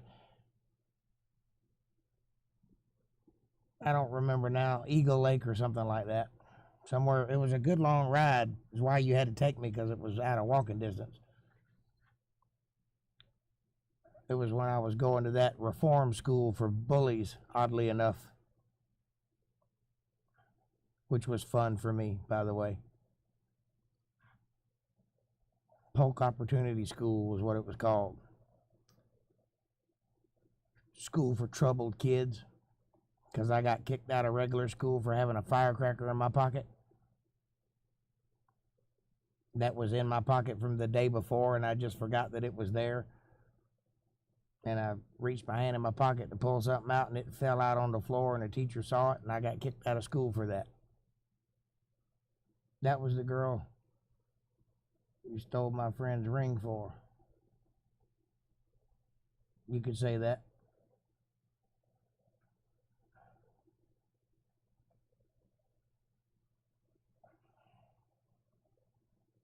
Bill Duncan.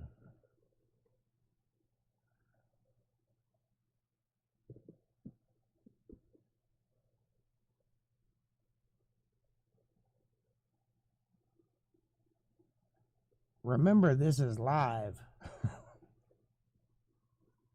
Thanks, pal. That was the school. Bill Duncan. No, it was Polk Opportunity School. If it had a name, I don't know, but it was called Polk Opportunity.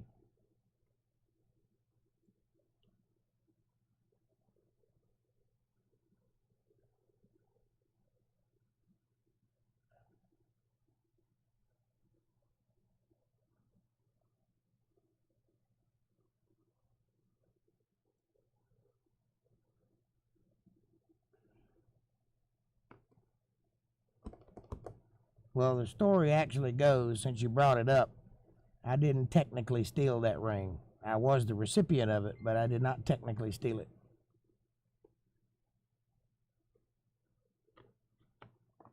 Hold on.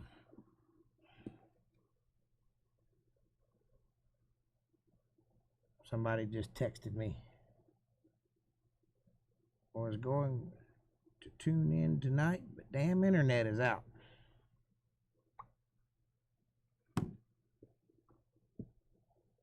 That was my cousin Brian who just texted me.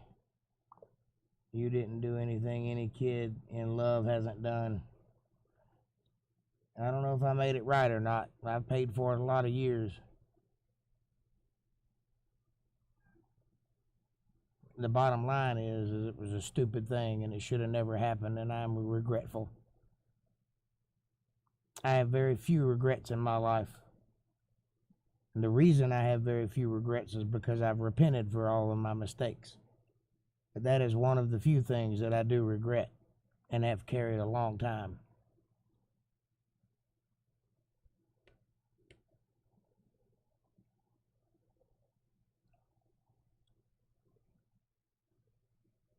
And I suppose I've paid for it one way or another. But those are the things that make us who we are, I guess.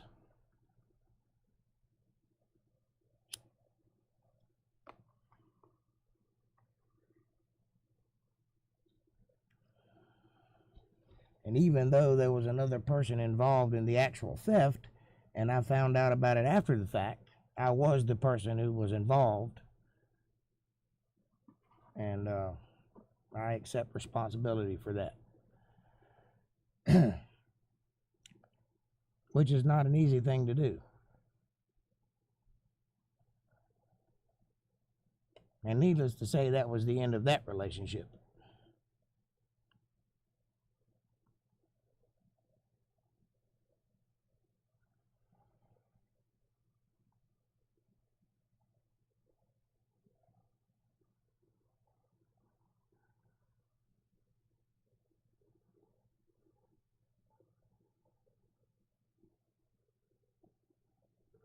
And if I haven't apologized for that, know that I am. What was his name? I know who you're talking about, just can't remember. Billy something or other. I can't remember his last name either. The weird Michael Jackson dancing gay kid. Barry? Was it Billy Barry? It was something rhymey like that. I don't know if that was the name or not, but it was something that rhymed or had a kind of rhyme to it.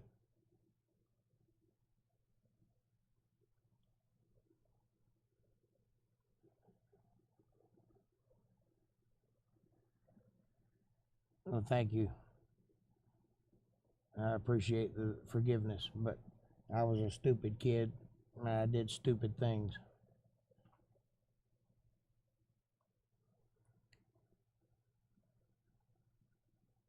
But do know that it was not just a random act that went away as soon as it was done. I did pay for that. A lot of years. A lot of years of regret over that one.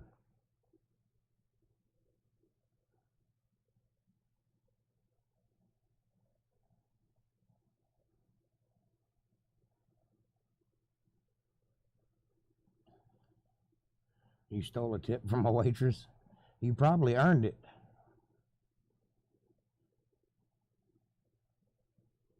And it was probably your tip in the first place. If I know you, very few waitresses I've ever seen work harder than you.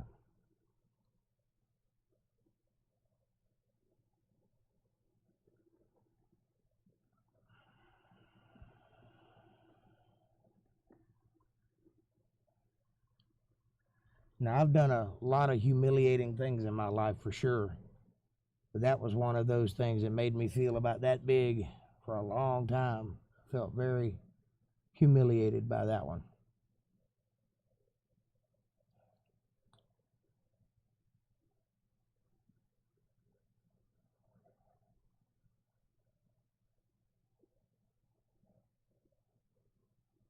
When I first started working, washing dishes, cleaning off tables, and $1 got stuck on a plate, and I found it in the kitchen and I kept it. That's not stealing, finders keepers. You shouldn't feel bad about that one at all. Now, if it was $100, that'd been different.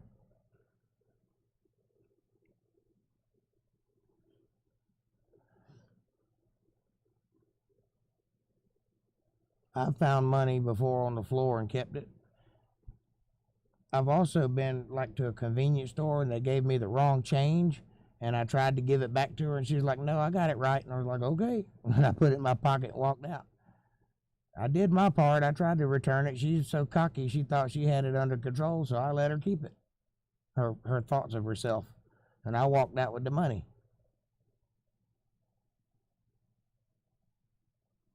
And you still have so much guilt from that. No, because she came and said, I know there was a tip. Where is it? And I lied. Well, that was the thing that was wrong. I understand. I've done things like that when I was a child, too. But you got to remember, you started early like I did, so you wasn't much out of being a kid yourself. Don't let that make you feel too bad, because you probably weren't even at the age of accountability at that time. So it's probably not on your record anyway.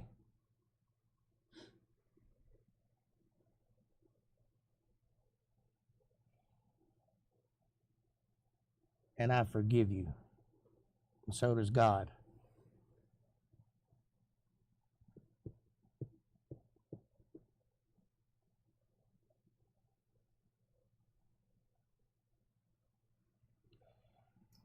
It's 1970, I was broke and needed cigarettes. I hear you. Shit, I've been in that position in 2020.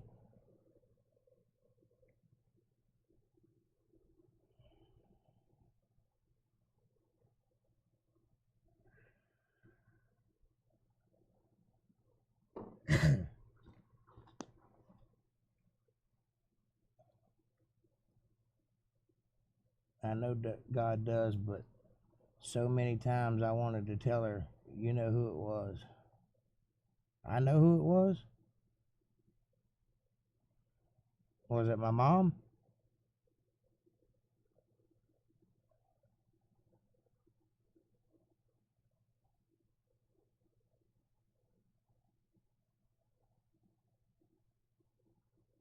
You remember the guy Mike that came to stay with Laura?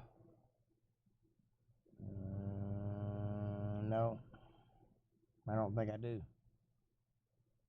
It was his mom, Jewel. I remember the name Jewel, but I don't remember the person. So I may have only met him one time.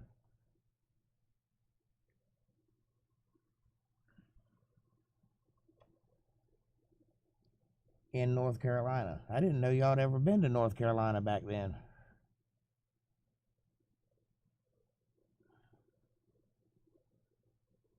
Oh, I do remember that. Briefly. Yeah.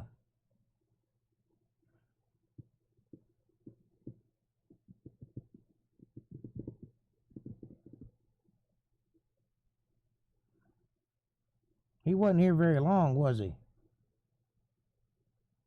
Because I remember that. It's like an ethereal thought. It's fleeting, but I do remember it. But I don't remember when it was. I just remember that it happened at one point. It must not have been something I was interested in. Well, you might. If she's still alive, I would confess it. A sin can't hold you down if you confess it. That's the whole thing about speaking it with your mouth, you know. But you don't have to confess it to her. You can confess it to God, and you just confessed it to me. So that's good enough. If you feel led to confess it to her, you should. But not unless you feel led to. Because it was $1. Yeah, not long after Laura moved there, she stayed in my house. Yeah. Well, it wasn't my house then because I rented it for her.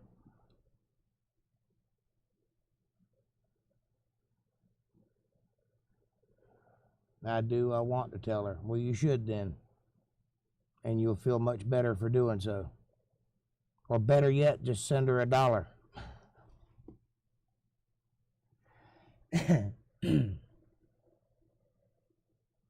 And write "I'm sorry" on the back of the dollar. You want to hear a funny story about guilt? I was about between 6 months old and a year old, somewhere in that area. And Mom had left me with Aunt Levin for a while, which is probably why I have abandonment issues and don't even realize it. But it seems like for about 6 months I was at Levin's house, and Mom went to California.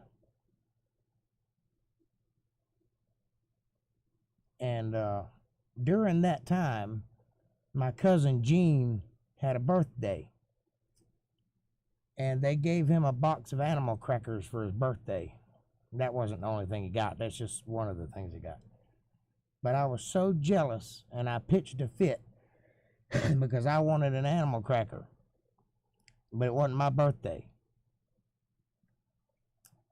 And I cried, and I cried, and I cried, and they finally split the box of animal crackers with me. No, I never went to California. I was left in Georgia. Anyway, I really showed my ass getting those animal crackers. I felt so guilty about that. After I reconnected with them, after we were grown, I was about, 13 or 14 when I finally went back to Georgia after she left my dad and all that, you know. And after I grew up enough to realize what I had done, that for the next 10 years, every year I sent him a box of animal crackers in the mail for about 10 years to repay my jealousy. Now, if you want to talk about carrying guilt, I felt bad about that one. How dumb is that? Over an animal cracker. 2 children fighting over animal crackers. But I realized that it was selfishness on my part. And that it was his birthday, and I had no right to the animal crackers, and I shouldn't have been showing my ass. I was probably hungry, but I showed my ass at his birthday, and I felt bad about it. Bad enough that I sent him animal crackers for 10 years.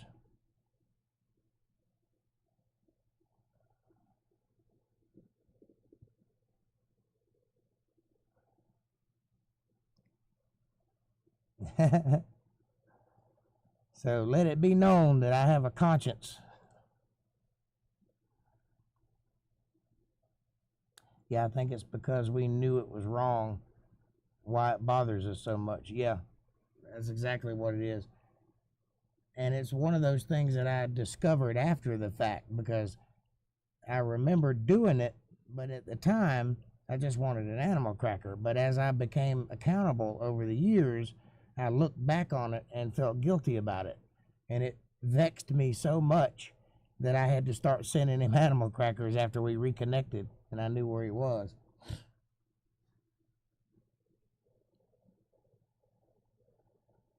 And even to this day, if I ever see him, which I rarely ever see him, but if I see him, I'll bring it up. And you remember the animal crackers? Yeah, I remember the animal crackers. I'm just checking.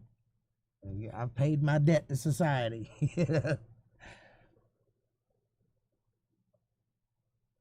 Well, all right. It's 10:30.